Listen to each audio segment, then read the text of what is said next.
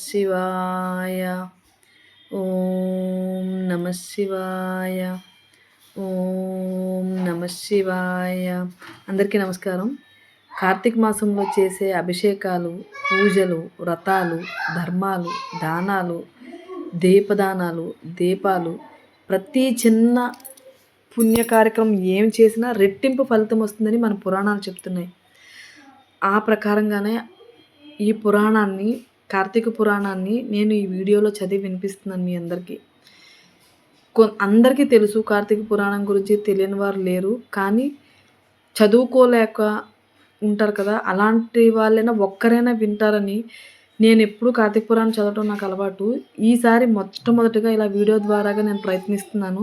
నేను చదివేటప్పుడు చాలామంది వినేవారు, ఇప్పుడు ఈ వీడియో ద్వారా కూడా వింటారని అనుకుంటున్నాను. సరే, కార్తీక పురాణం మొదటి అధ్యాయం మొదలు పెడదాం. ఇంకా మొదటి రోజు మొదటి అధ్యాయం. ఈ పురాణం చదివిన నాకు, విన్న మీకు, మనందరికీ కూడా ఆ పరమేశ్వరుని యొక్క కరుణ కటాక్షాలు కలగాలని మనస్ఫూర్తిగా కోరుకుంటున్నాను. నమః శివాయ. కార్తీక పురాణము 1వ అధ్యాయము. వశిష్ఠముని జనక మహారాజుకు కార్తీక మాస విశిష్టతను తెలుపుట. శ్రీకరమగు భారతదేశమున గల నైమసారణ్యమును జ్ఞాన సంపన్నులైనట్టి మహర్షులకు నిలయము. పళ్ళు, కాయలు, పువ్వులతో చెలవందు వృక్షాలు, చెట్లు, లతలు, వాటిపై చిలకలు, గోరువంకలు, చక్రవాకములు, హంసలు, మయూరములతో ఎంతో ఆహ్లాదాన్ని కలిగిస్తుంటాయి. ఇందుకు తగ్గట్టు పశుపక్షాది మృగాలు తమ తమ సహజ వైరాన్ని విడనాడి అన్యోన్యంగా తిరుగుతూ ఆ ఆశ్రమాన్ని ఎంతో రమణీయంగా రాణింపజేస్తున్నాయి.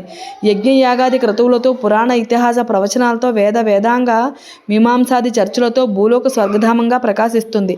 అటువంటి మహోన్నత ఋషి వాటికలో సూత మహర్షి సుప్రసిద్ధుడు. వేదాంగ విజ్ఞాన సంపన్నుడు. పురాణ ఇతిహాస చరిత్రలను క్షుణ్ణంగా తెలిసిన విజ్ఞాని. భూత భవిష్యత్ వర్తమానాలను గుర్తెరిగినవాడు. మధుర మంజుల వచనో సామర్థ్యంతో సమస్తము సవిస్తారంగా చెప్పగలిగే మేధావి. సాక్షాత్ భగవత్ స్వరూపుడైన ఈ మహనీయుని కారణంగా నైమిసారణ్యము సకల విజ్ఞాన క్షేత్రమై మానవ ధర్మ ప్రబోధకమై ప్రకాశిస్తున్నది. ఒకానొక దినాన నైమిసారణ్యమున గల ఋషులందరూ సూత మహాముని ఆశ్రమానికి వచ్చారు.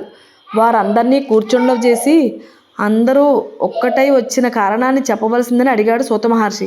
అంత సౌనికుడు సూతునికి నమస్కరించి, మహర్షి, మీ వలన మేమెల్లరము సమస్త వేద విజ్ఞానంతో, కర్మ ధర్మాచరణంతో, యజ్ఞ యాగాది జపతపములతో వర్ధిల్లుతున్నాము. మీ వల్ల కార్తీక మాస మహత్యమును వినగోరి మీ వద్దకు వచ్చిన వారలము.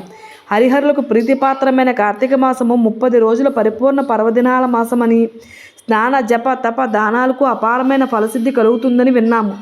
అంతటి విశిష్టత గల కార్తీక మాస వైనము యావత్తును వివరంగా విశేషాలతో వివరించి మమ్ము కృతార్థులను చేయవలసిందని వివరించాడు సౌనికుడు. మునిజన శ్రేష్ఠులారా, మీ అభిమతము అమోదదాయకము.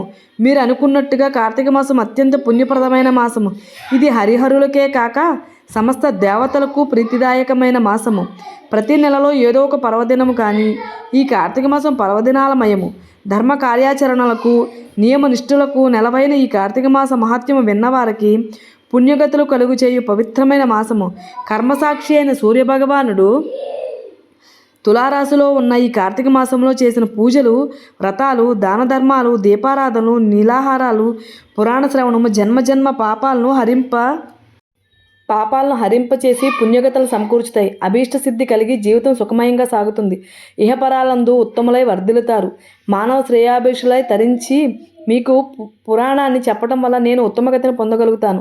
మునులారా, స్కాంద పురాణంలో చెప్పబడిన ఈ కార్తీక పురాణమును ఆదిలో పరమేశ్వరుడు పార్వతికి, శ్రీమన్నారాయణుడు లక్ష్మీదేవికిను, చతుర్ముఖుడు నారదునికి, నారదుడు జనక మహారాజునికి, జనక మహారాజు వశిష్ఠునికి చెప్పడం జరిగింది.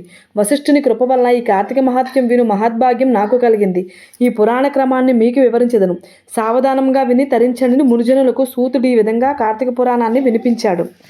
ఒకానొక పుణ్యదినాన వశిష్ఠముని మిథిలా నగరానికి వచ్చి జనక మహారాజును కలుసుకున్నాడు.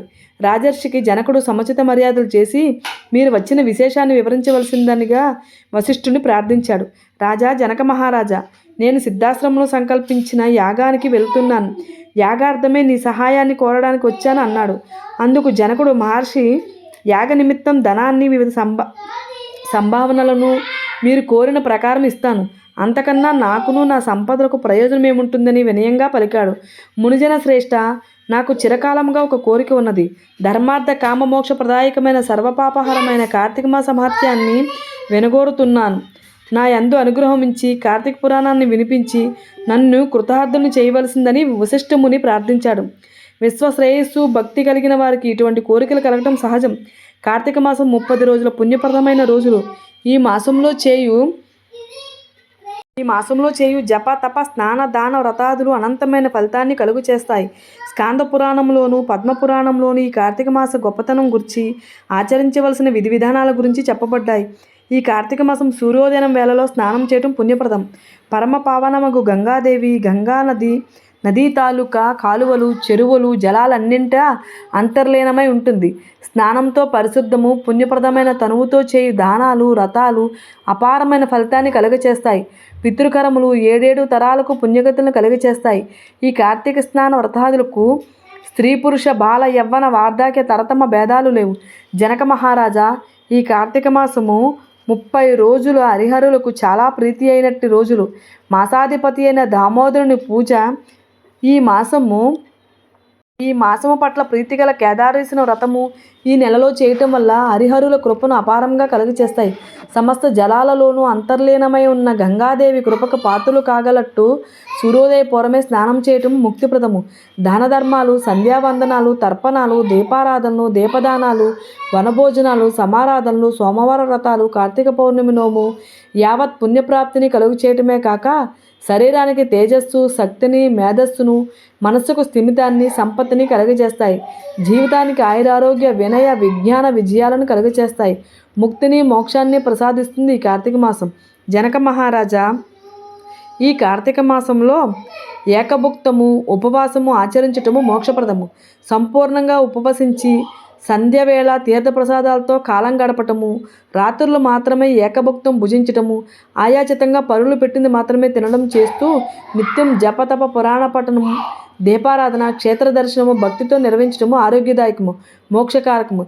ఈ దీక్షతో కార్తీక సోమవారం చేసిన ఫలితం కలుగుతుంది. ఉపక్రమణిక సమాప్తం. మొదటి రోజు పారాయణ భాగం సమాప్తము.